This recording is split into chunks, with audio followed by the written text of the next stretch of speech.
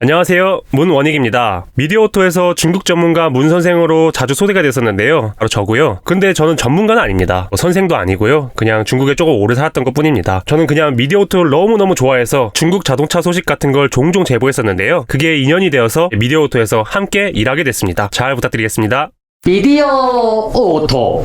제가 미디어오토에서 맡은 건 두 가지입니다. 일단 중국 소식은 계속 전할 거고요. 그 외에 재밌고 가벼운 거, 많은 사람들이 즐거워할 수 있는 걸 만들어 보라고 해서 무작정 찍었습니다. 일명 기사식당 먹방입니다. 그래도 미디어오토는 자동차 채널이잖아요. 그래서 저희가 분위기 좋은 맛집 찾아다니는 건 안 할 겁니다. 그 대신 기사식당만 가려고 합니다. 참고로 기사식당은 운전기사님들만 가는 곳 아닌 건 다 아시죠? 처음엔 택시기사님들을 위해서 만들어진 음식점이 대부분인데 이제는 기사님들보다 일반인들이 훨씬 더 많이 오시더라고요. 기존에 계시던 다른 직원분들, 백기훈 PD라든지 밥 먹으러 갈 때 주차가 편해서 기사식당도 종종 간다고 하시더라고요. 하여튼 처음 간 기사식당은 저희 회사에서 가까워서 다들 몇 번 가봤다고는 하는데 유명한 곳이죠. 감나무집 기사식당이라는 곳입니다. 무한도전에도 나오고 여기저기 유튜버들도 많이 가고, 하여튼 여기저기 모르시는 분들이 없는, 심지어 저도 중국에 살고 있을 때 무한도전을 보고 저기는 정말 한번 가보고 싶다, 저기 도대체 무슨 맛이길래 저렇게 맛있게 먹을까, 저 얼마나 맛있길래 다들 그렇게 가서 먹는 건지 제가 한번 장직택 기자와 직접 가봤습니다.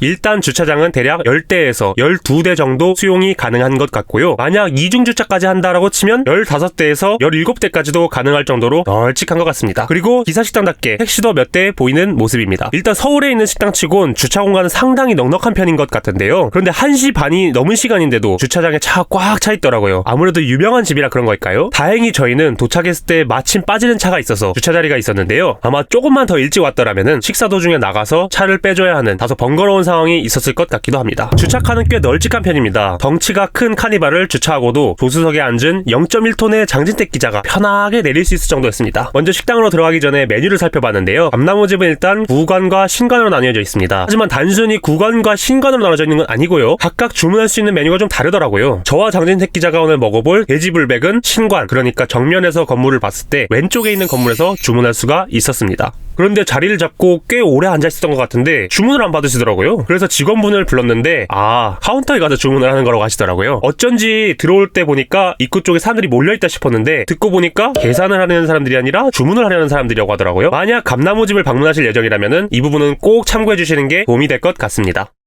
주문을 마치고 돌아왔습니다. 먼저 돼지불백 10,000원이고요. 두부찌개도 10,000원입니다. 그런데 저희는 두부찌개 스팸을 추가해서 11,000원이 나왔고요. 이렇게 두 가지 메뉴를 주문하여 총 21,000원이 나왔습니다. 주문하고 대략 5분 정도 지나자 음식이 나왔습니다. 주문한 음식은 다른 식당처럼 따로따로 나오는 게 아니라 한 쟁반에 같이 나왔는데요. 먼저 두부찌개입니다. 겉보기엔 그냥 김치찌개와 크게 다를 것이 없어 보이고요. 저희는 1,000원을 더 내고 스팸을 추가해서 위쪽에 보시면 스팸이 얹어져 있는 모습입니다. 그리고 많은 분들이 궁금해하는 돼지불백입니다. 이 외에 김치와 무생채, 그리고 숙주 무침 등의 밑반찬이 나오고요. 돼지불백과 함께 나오는 상추, 김칫국, 그리고 마늘이 보이네요. 이 외에 국수도 함께 나오고요. 자, 그리고 계란 후라이도 줍니다. 일단은 면이 불 수도 있기 때문에 국수를 먼저 먹었습니다. 그래도 먹방이니까 면치기 같은 건 한번 해주겠지? 이렇게 기대를 했었는데요. 홀랑 한 입에 다 먹어버리더라고요. 참, 이런 유튜브가 안 나오는데. 일단 국수 국물은 정확히 뭘로 만든 건지 모르겠는데요, 꽤 맛있었습니다. 잘 우려낸 오뎅 국물에 국수를 말아먹는 느낌이라고 할까요? 물론 오뎅 국물보다는 조금 더 간간하긴 한데 식사의 시작으로서 부담스럽지 않게 시작할 수 있어서 좋았던 것 같습니다. 그리고 곧바로 오늘의 하이라이트 돼지불백을 먹어봤는데요. 튜닝의 끝은 순정이란 말 모두 들어보셨죠? 그래서 저희도 돼지불백을 제대로 느끼기 위해서 첫 입은 순정으로 먹어봤습니다.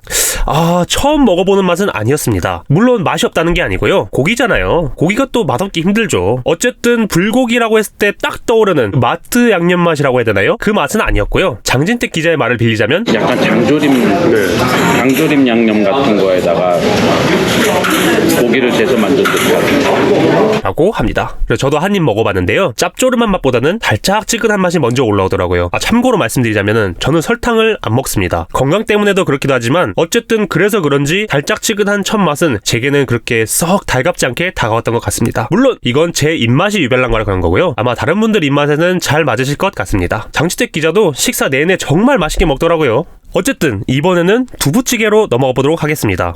먼저 두부찌개 안에 구성은 느타리버섯과 김치가 조금 들어갔고요. 그리고 두부찌개답게 두부가 큼직하게 들어가 있습니다. 그리고 위에 스팸도 얹어져 있는데요. 이거는 저희가 1,000원을 따로 내고 별도로 사리를 추가했습니다. 그런데 국물 맛을 보니까 이거 물건인데 라는 생각이 들더라고요. 사실 이름은 두부찌개이지만 맛은 살짝 달짝지근하면서도 뭔가 깊은 맛이 나는 그런 김치찌개 느낌이었는데요. 여러분들 보통 찌개라고 하면은 어떤 느낌이 드시나요? 아마도 짜다라는 느낌이 가장 먼저 드실 것 같은데요. 감나무집의 두부찌개는 적당했던 것 같습니다. 물론 찌개라고 했을 때 떠오르는 그 짠맛보다는 덜 짜다는 거지 그래도 찌개답게 국물만 떠먹기에는 살짝 부담스러운 감이 있었는데요. 그래서 밥에 살짝 얹어서 비벼먹기에 정말 좋았던 것 같습니다. 자, 이제 메인 메뉴 외에 옆에 있는 반찬들, 다른 반찬들을 살펴볼 건데요. 먼저 차림상을 딱 봤을 때 가장 먼저 눈에 들어오는 것, 계란 후라이가 가장 먼저 눈에 들어오더라고요. 보통 기사식당같이 회전율 좋은 식당에서는 계란 후라이보다는 계란말이나 계란찜이 훨씬 더 조리하기도 간편하고 내놓기도 편합니다. 그런데 손님이 새로 올 때마다 계란 후라이를 붙인다? 그렇다고 한 번에 몰아서 붙인다? 어느 쪽을 선택해도 상당히 번거로울 것 같습니다. 어쨌든 다시 돌아와서 계란 후라이를 보시면요. 타거나 구워진 부분은 깔끔하죠? 아마도 후라이가 아니라 수란으로 한 것 같습니다. 물론 대량 생산되어 냉동으로 포장되어서 공장에서 나오는 계란 후라이를 쓰는 곳도 있긴 합니다. 하지만 저는 미식가 정도는 아니고요. 저도 일반인이라서 그 정도까지 맛을 볼 줄은 모릅니다. 혹시나 차이를 아시는 분들이 계시면은 댓글로 남겨주시면은 감사하겠습니다. 그리고 이 외에 김치와 무생채 그리고 숙주나물 모두 짜지 않아서 부담스럽지 않게 먹기에 좋았던 것 같습니다.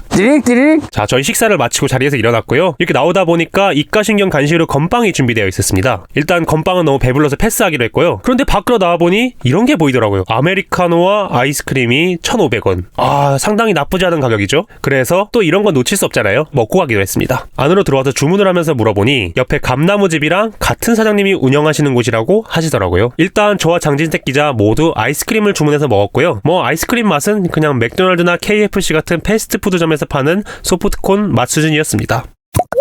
자, 그럼 마지막으로 정리해드리겠습니다. 사실 저는 자취를 하고 있어서 이런 집밥을 먹을 기회가 잘 없습니다. 그래서 저는 엄청 맛있게 잘 먹었는데 집밥을 자주 드시는 분들이라면은 다소 실망하실 수도 있을 것 같다는 그런 생각이 듭니다. 야, 그냥 집에서 먹는 맛인데 왜 밖에 나와서 굳이 더 비싼 돈을 주고 먹어야 돼? 그냥 집밥 해 먹으면 되잖아. 이렇게 생각하실 수도 있다는 생각이 드네요. 하지만 호기심에 한 번쯤 방문해보시는 것도 나쁘진 않을 것 같습니다. 심지어 집밥을 먹는 장진택 기자도 재방문 의사 있으십니까? 여기는 난 매일 오고 싶은데. 매일 오고 싶다. 매일 여기서 그냥 여기서 창구 대놓고 먹고 싶은데. 라고 할 정도였거든요. 자, 제가 준비한 콘텐츠는 여기까지고요. 남은 쿠키 영상도 재밌게 보시고요. 저희에게 큰 힘이 되는 좋아요 한번 부탁드리고요. 마음에 드셨다면은 아래에 있는 구독 버튼도 눌러주시면 감사하겠습니다. 자, 그러면 저는 다음 콘텐츠에서 인사드리도록 하겠습니다. 감사합니다. 그때 수업 시간에 이제 이렇게 밑에다가 손가락 해놓고 뺏겨놓고 선생님 출판 이렇게 줬으면은 선생님이 딱 뒤돌면 출판에 가지고 있으면 대표님 세대 얘기 아니에요. 저희는 도시락 안 싸고 다니니까. 그건 뭐 갑자기 과자 먹었대. 과자 같은 거 먹을 먹을 때 손바닥 이렇게 숨겨가지고